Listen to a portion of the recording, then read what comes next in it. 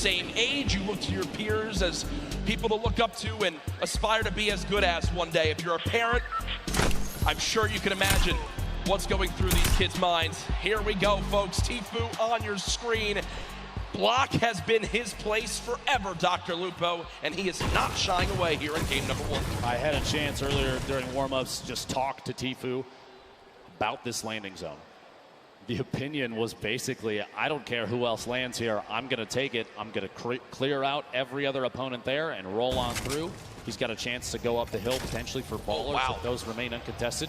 He has a free legendary chest right here in the middle. And look at the inventory already.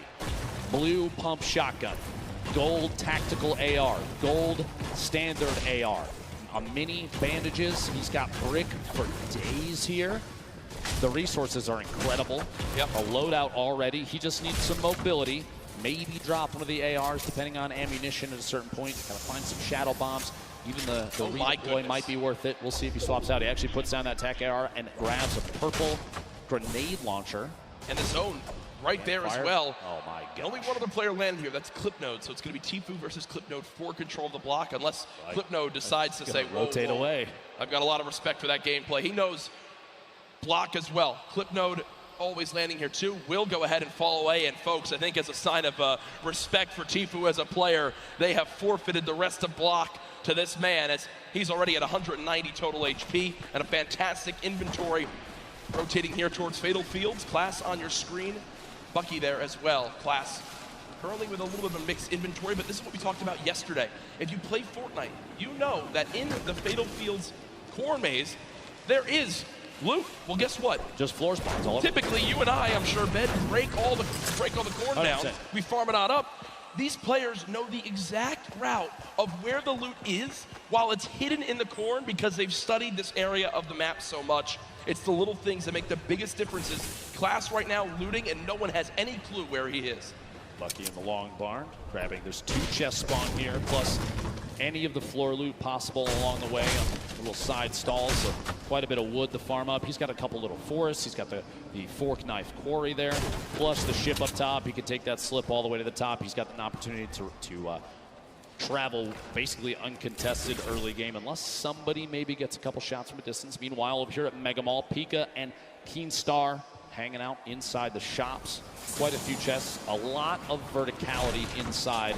Tends to lead to audio-based fights and try and figure out whether your opponent is above or below and how much these players play. If they're keen on those audio cues, they'll know almost immediately. Rotating now down to Lucky landing. Bugha on the screen. Snazy there as well. First stink bomb coming on through. Doesn't actually wind up connecting with too much. 16 builds in total. Now remember, we do play with siphon settings on. So if you get an elimination, you earn 50 HP. So if you're at 74 total health, you'll gain 26 HP to go to max and 24 shield. Also, when you get the elimination, even if the opponent has 0 materials, they'll still drop 50 of each material type. So there's a lot of, especially early game reward, Dr. Lupo, in securing some of these eliminations. Now, Snazy right now with the top down on his opponent, it looked like he's trying to use the stinks and that proximity grenade launcher just to try and find even one hit. Which at this point with such low ammunition, he's out of stinks now. He still has the 3 proximity grenade launcher shots. He's kind of burning through resources. I was going to say, he sees those grenades. I was thinking exactly that, yep. Well, just trying to find a bead at this point. He knows based on the audio, Bugha is rotating back and forth in this little brick tunnel underneath. No tags quite yet, minus a little bit of HP with the stink earlier. Snazy still has the high ground here. Not a ton of materials, 18 builds. At some point, he's going to have to opt to either push this or rotate away, and now might be the time to rotate away, unless Bugha's going to push from behind. We'll see here. Big up. Oh, wait, actually, not even an upgrade. Never mind, he already has a gold combat number 4 slot there. Snazy, Bugha separating from each other a little bit, not necessarily pressuring. Early game pressure at game 1 of 6 for the World Cup solos would be could be pretty advantageous. You get that siphon. He's looking for a shot. The heavy snipe. Work goes, and not quite enough. Bugha misses just behind as Snazy sneaks away from the higher floors of that north side building and Lucky. Yeah, Bugha winds up seeing that middle cherry blossom tree get knocked down, and a lot of times in competitive games, players will just hit the trees down to 50 total HP left, but they won't fully remove them from the map because the animation of the tree breaking gives away your position. So if you want to make sure you stay a little bit more hidden in your games at home, only break trees down to 50 total health left and leave them.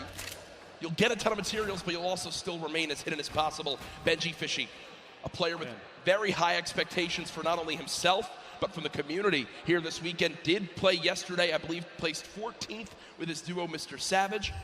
The first stink bomb comes on through, and with that damage, it looks like Benji Fishy wants a fight, but unfortunately does take 50 immediately from the back, and will go ahead and just give up his position for the moment. A little bit of frustration on his face, and you can't blame him. Shots to push a little bit on Nate right there. Pleasant Park still inside the safe zone, so moving away from this doesn't have to happen just yet. We'll see. Nate takes an opportunity, rotates all the way across to that treehouse building in the southwest corner. Meanwhile, southwest of the entire map, Crew not alone down here. A little bit of a build fight back and forth, and they are not inside the zone. 91 players remain right now. Only 9 have gone down. It's early in the game. It's going to stay very, very high in the player count. Crew maybe waiting to see if that edit comes through. Doesn't quite. Storm waiting inside. We see this all the time. Just holding the edit inside the pyramid. Yep. He doesn't want to step out, potentially get shot. Rotate back down underneath and maybe check his other sides. Meanwhile, King led Wiki in a 1v1. King on the defensive. At this point, he might have the high ground. Oh my gosh. Sneaks the shotgun shot in right before the ramp can go down. Oh, no. Okay. Oh, okay. No. And you see King, a little bit of a smirk right there yesterday when we had a little bit of a, maybe I guess you could say trash talk in the game. It was Skeptic who winds up going down to Mongrel Mitro. This time I think King will live to see another fight, but ooh, I like some of this little spiciness to kick off game number 1. He wins that fight with a quick wall retake and edit on through. Over to Neo Tilted.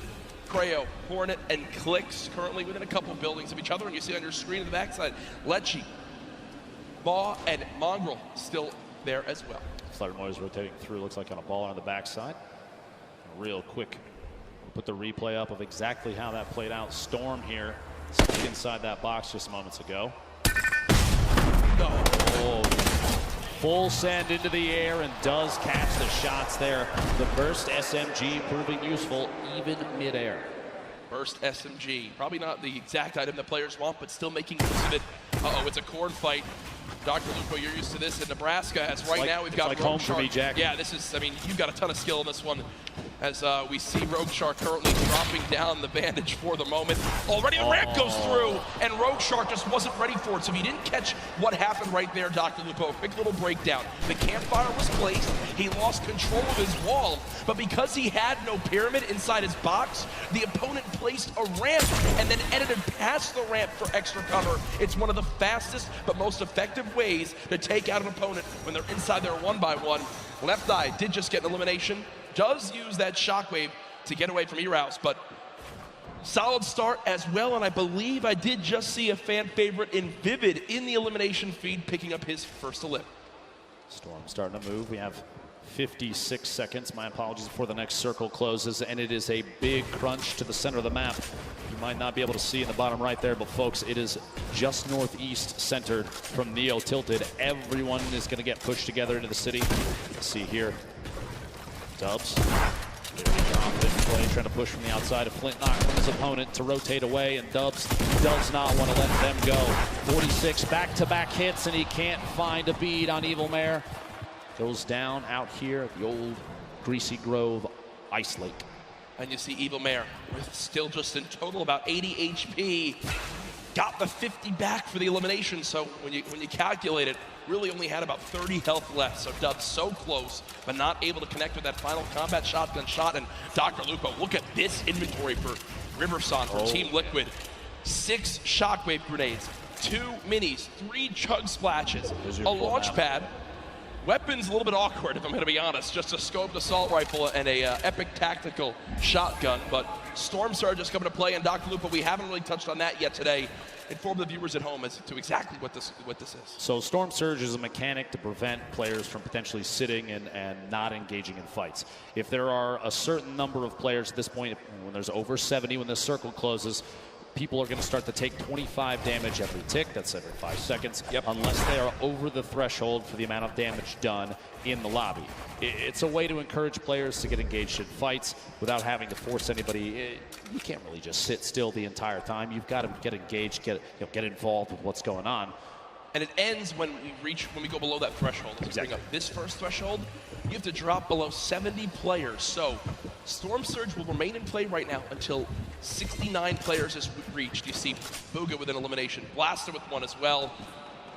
Players above the damage threshold sitting pretty right now, but players who are below it, they're frantically searching for some damage they can do to try to get themselves in a safe spot. Aqua on your screen, one of the World Cup duo champions from yesterday, just outside of Rusty Divot. Shots inside here, Colorful trying to rotate back away, doesn't want to quite get caught just yet. Those splashes, by the way, one of the best healing items in the game right now in scrimmages, competitive Fortnite. An instant throw 20, and it's HP or shield. It will transfer across both. May not be able to get this off quite yet. It's got to cancel. He did. Oh, he did indeed. Yep. Kurtz applying pressure from the side. Not a lot of ammunition right now in the inventory. Only 70 medium rounds for that heavy AR. Not the favorite for a spray weapon. Great at tap fire at a distance, though. Look at how dead center this zone is in the bottom right of your screen. Mr. Savage did just get an elimination down on him often. Mr. Savage still alive in this one, looking to bounce back from yesterday. I know Mr. Savage wasn't too happy with the final performance. Kurtz still, we saw the player piece on him from Brazil, trying to rep for his family. Class elimination there as well onto Twins. And Storm Surge is now active for the players still above. So people will begin taking damage, and that's a solid chunk with that common tactical shotgun. But another player begins to throw their name into the hat. Doc Uvo Kurtz, no more shield left, we'll back up for the moment. At this point with the circle where it is, we've got 60 seconds before things start to close, and I would say maybe a third of the field is still outside of the next safe zone. You're going to see a lot of players push into Loot Lake. You have to realize, if you're watching at home, if you're here at Arthur Ashe Stadium, competitive Fortnite is very much about late game strategy and positioning. 74 players right now remaining does not surprise us in the slightest, to be honest, especially with how much money is on the line. Harrians goes down. Start picking up that one, but not enough damage dealt. You see the Storm Surge. 2 more players need to get eliminated. I think he just got up now as players began to drop. So Wakey went down to the Storm. Skype with an elimination onto Astonish. So we are 1 player away from the end of Storm Surge, and there it is as we just hit the threshold. So now no more panic has to come through for these players for the moment. The next one will come into play in a couple more zones as Keenstar right now, the double qualified player from France, currently set on up against Envy's Bucky as they are within a couple boxes of each other.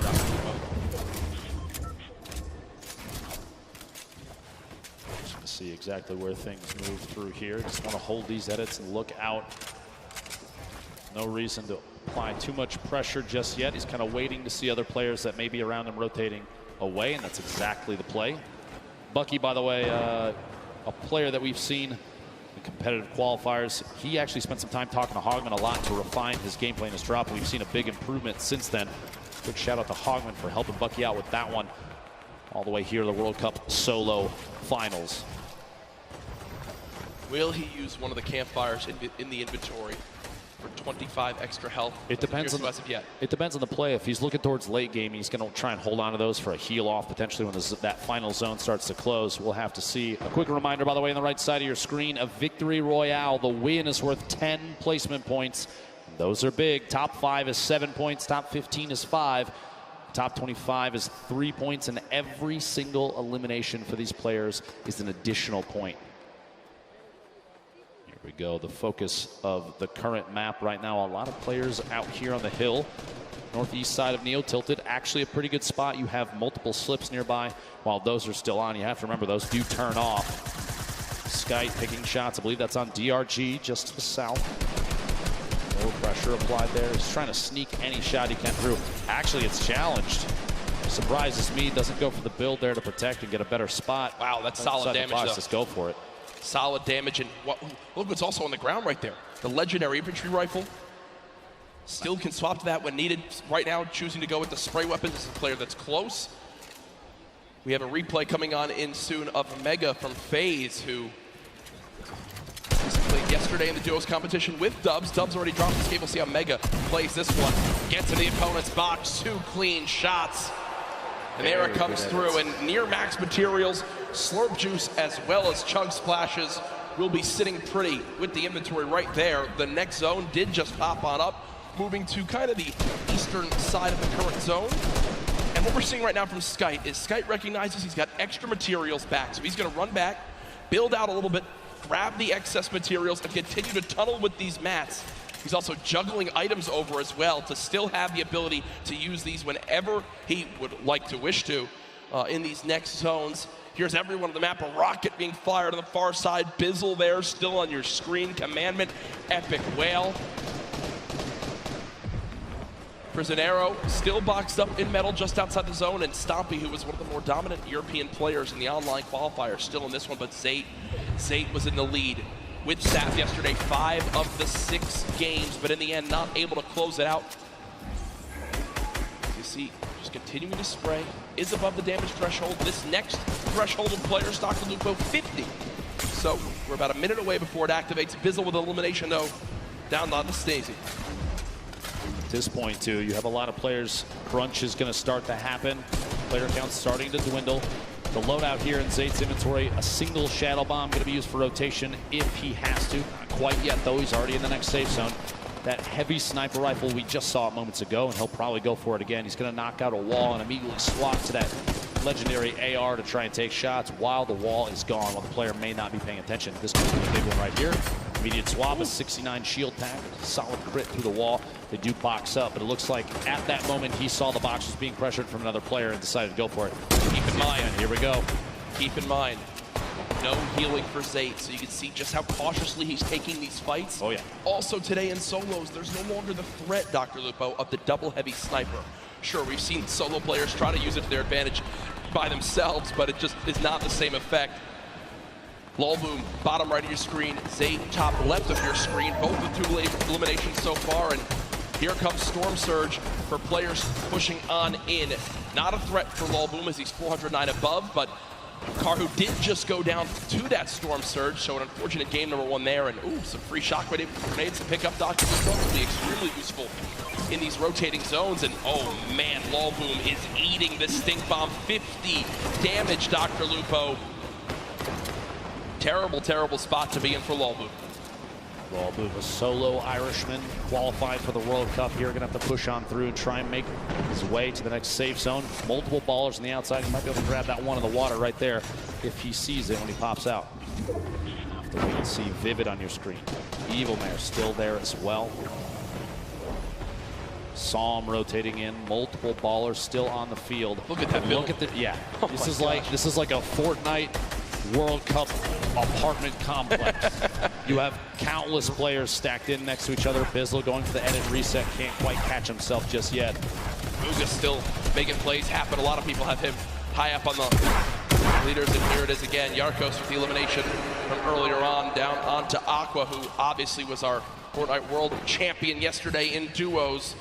Rough start in game number 1. Bizzle, one of the most consistent and winningest Fortnite pro players of all time, Dr. Lupo. When you say a veteran in Fortnite competitive, Bizzle is at the top of that list, but here's Yarkos again, now on the high ground after that first elimination, down onto Aqua, looking for more right now as he's got ultimate high. This is one of the best spots in the game right now. We'll have to see where the map is going to rotate, in north-northwest, so he's going to have to make a move soon. A very hefty weapon loadout. Not a whole ton of rotation. Does have the 2 launch pads, does have the redeploy, but those are going to leave you exposed up in the air. Little look back, King. Rotation here. The feed starting to light up. 38 players. Oh, yeah. And that count is going to go down, down, down. Zate eliminated by Left Eye. Colorful taking up another one out as well. King, 4 eliminations. You have to remember, placement points don't kick in until top 25, so he only has those 4. But those are 4 very, very big points. Here we go, the Storm starting to pressure players. You're going to see a lot of launch pads and redeploys coming to play, and those community movement mechanics like launch pads placed on the ground would be tough. A player actually just flew right through King's box. That could have been bad, Dr. Lupo. That could have been real bad. Maybe a trap play from either player. We'll have to see here. Benji Fishy in the feed taking another elimination. Top 35 now. Jacks, we're coming 30 seconds away from the next circle. And Mr. Savage trying to contest Rux for height as they both continue to build on up. Mr. Savage goes for the shot. Rux gives it up for the moment. So game one right now, the height goes to Mr. Savage, but there's still a ton of time left on the low ground right now. You've got Pika week, Class week, Fledermoy's week, Tuesday week as well. Mr. Savage has shot down Rux for the moment. He still continues to keep height. Yarkos, though, looking to challenge right now. 27 players left. Placement points about to come into play. Yarkos takes the ultimate high in the backside there. Riverside from Team Liquid flying across right to left of your screen. Multiple players. Ultimate low ground warriors down there, both in and out of ballers. Class looks like he might be looking for a campfire in the middle of it. Mr. Savage. King at 7 limbs, and it's made it into placements. King absolutely the #1 performance so far in game one. 120 in total HP. Can he find us a limb? No! As the crowd erupts. Top 20 now, though, but King got the job done. There was 27 players left, Dr. Lupo. King eliminates the last 2 to make it a top 25 for the placement points. Huge plays there. Waylon Kurtz going down to the feed. What a shot and a quick edit swap there. Bugha showing why he's one of the most active. Top 15. Players. Top 15. Meg with an elim. Your feed in the top left. One of the most important things to watch if you're looking for players' names. Here he's going to have to wait and bait players out. Movement now. Here it is. The Shadow Bomb for rotation. He's still got 2 more in his inventory, which this late in the game is huge. He does have 3 Shockwave grenades as well, in case height needs to be taken, or even a long-range rotation. 8 players remaining. Jack Yarkos, 4 eliminations. Everyone in here getting those placement points. Beam from above and goes down. No builds. Going to be tough there. Saw him picking up that elim. Bugha, though, 5 right now moving forward. But not only that, 2 Shadow Bombs left, still with Shockwave grenades too. The #1 point we've seen in competitive Fortnite this weekend, when do you use the Shockwave to go for height? It's Sam currently on height. Bugha sees that. That was him taking a look for exactly where the player is. I think it's time, Dr. Lupo. Go, Shadow Bomb will be used. Okay, so not quite doing it yet. Looking for a high ground. Yeah, I was looking to see. He's saving those. Don't you worry. I guarantee before too long, a player like this is going to make plays. Sitting the edge of the storm, the box up. He's going for edit shots. Big hit. My gosh. The outside. Bugha picking up his 6th elimination. Creo, Rux, Bugha all on the low ground. Bella EU. One player to Shockwave the height. It's still Sam up top. Still got it. Same floor as Creo. 1v1 up top. 1v1 on the bottom. Stuck in the box. Big hits. Back-to-back shots. Bugha picking up another elimination. Bugha is insane now. Almost going to be his game to win. We'll see here another one. Can he find the 9th elimination and the first victory royale, the World Cup solos? Dr. Lupo, it might be time soon. It might be time soon. Bugha smiling. He's got the health advantage on Creo. He does. Folks, it might be time for the Shockwave play. Bugha can soar up into the sky. Go for it. Here it is. Shockwave to height. Shots coming in. No elimination yet for the first game victory royale. Oh my gosh. Confident play from Bugha. What a monster. The first victory royale. The crowd on their feet. Bugha, calm, cool, and collected, wipes out 5 of the last top 6 players for the victory royale.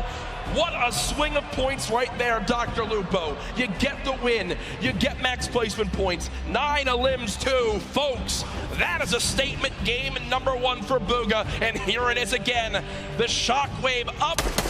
Creo tried to prepare. You see the damage coming on through, but at that point, with that much of a health advantage, Creo stands no shot.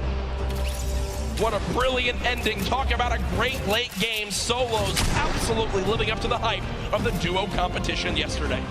Imagine